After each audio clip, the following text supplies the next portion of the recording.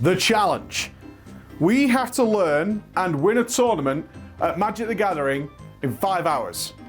That's it. But there is one big problem that we're going to have to tackle, and that is that our opponent, she's a full-on zoomer. That removal really hurt me now.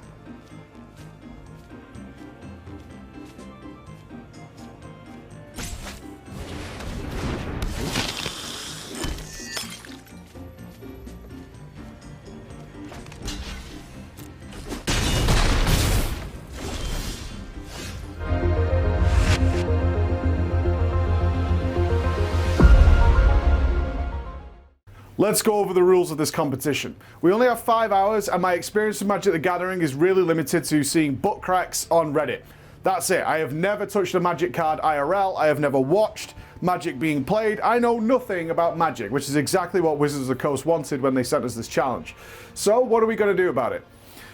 First rule, we have 5 hours, which means we're not going to learn absolutely everything. So we should dispense with trying to learn absolutely everything. An agreement has been formed here, yet in the meeting with Magic, they did say, if you choose to do some off stream, we can't really stop you. We have to believe wholeheartedly that our opponent will not invest more time off stream, so we have a fair competition, but we don't know that. Our first 2 hours are going to be played solo. Now, there are tutorials in the arena, and that means that we simply do not have time to do them all. So we have to decide a strategy now before we even touch the game. Our opponent, Anna Cramling. Chess streamer, chess champion, chess TV personality, and 19, which means she has the advantage of learning stuff far quicker than my old boomer-ass brain. Now, what we can assume is because she's a chess player, she's likely to go with a more strategic approach, something that's a little bit more technical, something that allows for some sort of complicated setup, right? Similar to chess, she's going to be thinking 10 or 12 moves ahead. I need to invoke full gamer brain, which means we're going to smash face. We're going to crush face as quickly as humanly possible, therefore disabling her ability to be strategic. That's the game plan. So reading through the descriptions, red looked really good. If you don't know, Magic's split into different deck colors that have different types of approaches, and you can mix the colors together in order to get a half and half approach. So red looks pretty good. Red is super offensive, involves getting a load of things out and just smashing things into the face. But we need more than that. We're going to go with green. Green gives us a sturdy play at the back end, gives us big creatures that we can come in with. Should the game drag on, should that strategic payoff work, then we can come in with some massive creatures like dinosaurs so we can start stomping things into the ground. That's going to be my play. The next 2 hours are going to be spent with a mentor, someone who actually knows Magic the Gathering and be able to ideally point us in the right direction, clean up where we need to, and help us build our own deck, which is going to be a big part of this. We need to decide and construct our own deck. As such, Magic sent us these throwaway accounts that they're going to take off us that have access to absolutely everything, so we can do whatever it is we want to do. Then comes game day. We have 1 hour of preparation to do final practice and figure out what's going on. Then we're going to get into a best of 3 tournament, winner take all championship, and we got to bring it home. This is going to be tough, because not only do I need to pick up what the cards do in Magic the Gathering, I need to unlearn absolutely everything I know about card games, and that is limited to Hearthstone. And Magic does not work like Hearthstone at all. I wasn't joking about how much Hearthstone really screwed me up for the first couple of hours of this. Everything I had known about competitive card games was completely thrown into the bin because Magic is a little bit more complicated, a little bit more nuanced, there's a little bit more to learn. Such as you can only attack the enemy's face. They then get to decide whether they want to sacrifice units or just let you through while they build up a massive army. It's completely at their choice. That messed me up a lot. I'm so used to being able to decide this card attacks this card attacks this card, and therefore clearing their board or them clearing my board. But in this case, you have this tactical decision where you can say, no, go ahead and hit my face while I build out a stronger board, and I get to make those choices. That completely messed me up. What also messed me up is that you can decide to do things after you've decided to attack. This was something that was really hard to rewire in my brain, is that I can send all my units to attack. They can then decide whether or not they want to block that attack with their units, and then I can make more decisions on whether or not I want to buff my cards up. So I could send what looks like a weak card in, and they could say, well, I can kill that with my card, and then I can throw a buff on it and making it super strong. let's get into the first 2 hours of this. So as we said in the intro, I was deciding that it was going to be red-green. Pure offense, going for the kill, going for the throat, because she's likely to go for something, at least in our estimation, a little bit more strategic, a little bit more long form. Red suited me really nicely here. It came up with things that could do clearance. I could just shock things and get them out of there if they looked a bit dangerous, and I could build up a rather small army of little creatures in order to get things out and get things rolling. Now, the tutorial lasts a long time because it actually ends in a PvP battle with an actual player, which meant a good hour and 15 of my time was already taken checking out one of the tutorials. This is problematic. I only have 45 minutes left before I have to move into sort of learning and deck building. So I went with the green strategy. Let's see what green is like. It seems what we're going to fit, and we're going to stick to our goal. This is our mission. Off we go. Now, part of the problem here is our opponent, and we checked, had not yet streamed their practice. We did a check and they hadn't streamed it for at least a week, which means our VODs are up. Perhaps she's learning. And I started to get into this paranoid mindset is, are they checking what we're doing? Are they building a hard counter to what I'm doing? Undoubtedly, some of the viewers are checking what they're doing and giving that information. A little bit tricky, but we have no choice. We're time limited. We've got to stick to our plan. After this, we're pretty set. We're going red-green. So what we decided to do is then get a bunch of cards together so we can start having something to build a deck. Now, as I said, they sent us these accounts that just had access to absolutely everything. We could buy as many cards as we wanted to and craft as many cards as we wanted to. We are not limited by anything. So we bought several hundred packs of cards, opened them all in order to try and get some legendaries that would be red-green and get our units together and find some of the rarer cards which would enable us to have some big power plays. Let's go over to day 2. Day 2, I get a mentor. Now, they wanted somebody who was very, very proficient with Magic the Gathering. Fortunately for us, Chris, our editor, classic Magic the Gathering nerd, had played it for years and years when he was younger. Hadn't played it recently, though, but put in the time off stream in order to remind himself, research what was going on, and get himself as prepared to coach me as possible. We came in on the next 2 hours. Now we're going to play some games. That's the only way I'm going to be able to even play against another player is have experience playing another player. We have no time for more tutorials. That's gone. It's over. So what we did is throw together a standardized quick deck based on my knowledge and throw ourselves into PvP where Chris could kind of say, well, what are you thinking here? Remember you could do this, remember you could do that. Now the new pack system for the vampires actually comes, vampires and werewolves, comes with a day-night cycle.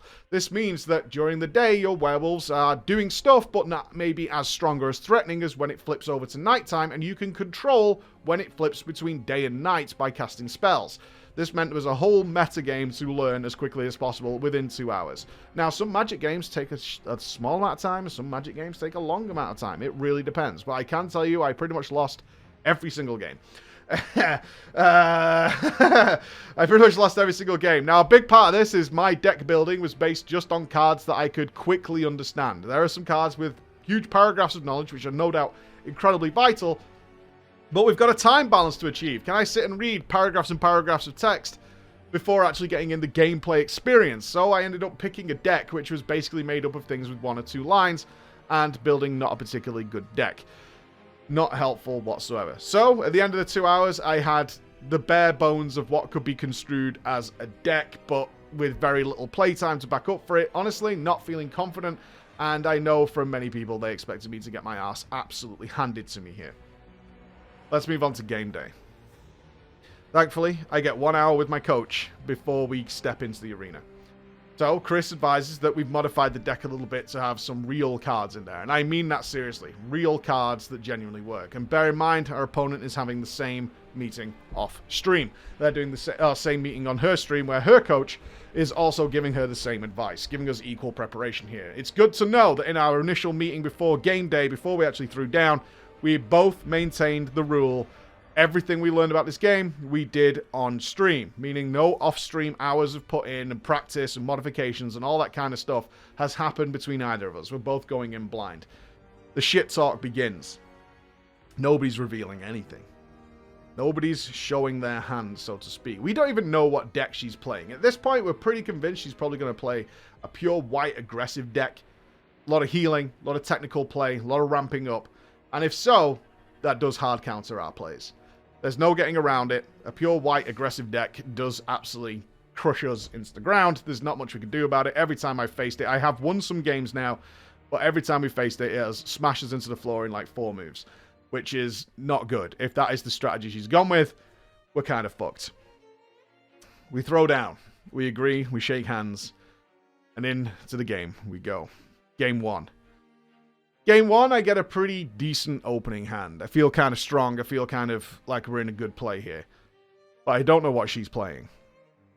I start off, I get my cards down, and then it dawns on me very quickly she's playing a red-black deck. Now, for those of you who don't know, that is also very aggressive, and also the black deck tends to contain a huge amount of removal. As I notice as she individually destroys every single card I put down. Without fail, every card is destroyed. To the point that she has an army standing in front of me. To the point that on turn 3 or 4, she reduces my character to 1 HP. If I take one more hit, I am dead. Across the chat, I can see that it's over. I've made misplays for sure, but I have 1 health left. This is not good. Gamer Brain needs to engage. And Gamer Brain does engage. We have a strategy then. She has nothing that can't be blocked. And we've had a few moves in now and I've had good mana, which means I can throw down a bunch of units. That's the play. We need to build a wall. If we take one more little sniff of damage, it's over. No coaches are allowed at this time. This is just me versus her. I throw down everything I have and pray to the gods she has nothing that can get around it. She doesn't. We defend. We defend move 1. We defend move 2. Not only that, every time she's trying to go through the kill, I'm starting to whittle away her units. Her board is starting to shrink. There is hope in the sound of my voice that it may not be over despite me only having 1 health left and her being completely full health. I choose not to attack. I need my units. I don't know what she's got. I have no idea. I'm only going to attack now when I can go for the fucking throat. When I can go in there and actually rustle some jimmies. So I play patient. Even with 1 health, we hold that. We hold back. If there's any chance we're going to lose a unit, we're not going to do anything with it. And then that moment comes. I turn it to night. Our units are giga buffed. We have so much overkill damage that Christmas just came early. We wipe every card off the board that she's got and go in. And that's 1-0. 1-0. Despite being at 1 HP for the majority of the game, we bring it home by playing patient and building the wall.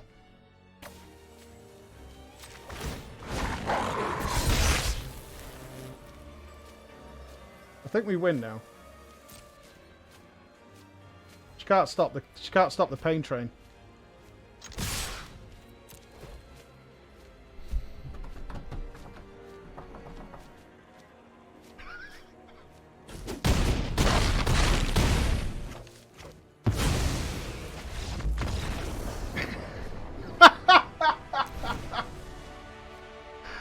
All right, we got 1 on the board. We got 1 on the board. We got 1 on the board, Chris. It was down to 1 health, bro.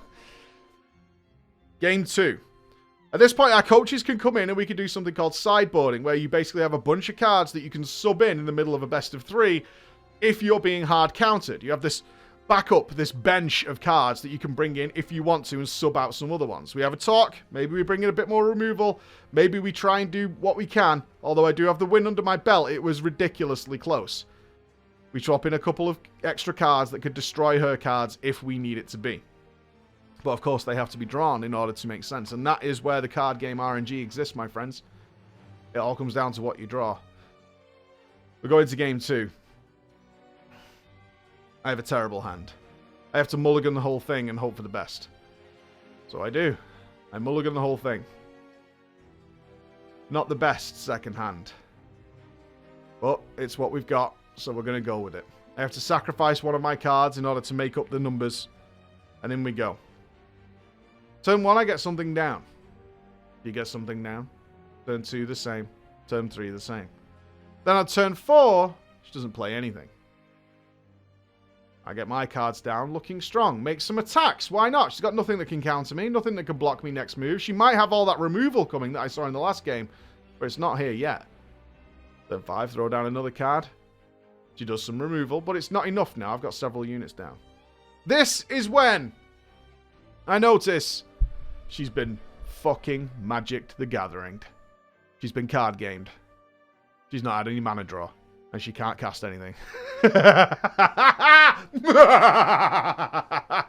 She's mana starved. She can't play any of her cards. She's got cards in hand, but they don't work. She's not got the mana to cast them. And there it is. It was an unfair game too. I'm not going to lie. It's an unfair game too. But that is how the card draw goes. It could have easily have happened to me. But it didn't. It didn't. And we get that sweet, sweet 2-0 victory. And bring it home for Preach Gaming once more. With a prize that is yet to be determined from the Magic guys. So if you're a Magic fan, you better watch out for this. But I have to say, this was really, really goddamn fun. The tense pressure of even till the last move in Game 2 that she may have had something that could have destroyed us or brought us to the ground. That was a pressure all of its own. But there it is. The championship belt held high. And the victory assured. But a super fun game, and I've been playing it a lot off stream since. Once you get into the card games and you start to get that basic understanding, you're in, you're invested. It was super goddamn good, and the Wizards of the Coast deserve a medal for putting up with our terrible players. All I could see from the knowers who are experienced with the game was, oh my god, why did you do that? Why did you do that? But it doesn't matter. It doesn't matter. We got there. Victory was assured. And there it is, the 2-0 clean sweep, baby. This was super fun, and I have some cards that Wizards of the Coast sent me to give away to you guys. So I haven't figured out how we're going to do it. We obviously want them to go to proper Magic fans, so pay attention for that. I'll mention it in another video or something like that. All right, so see you again, guys. Bye-bye.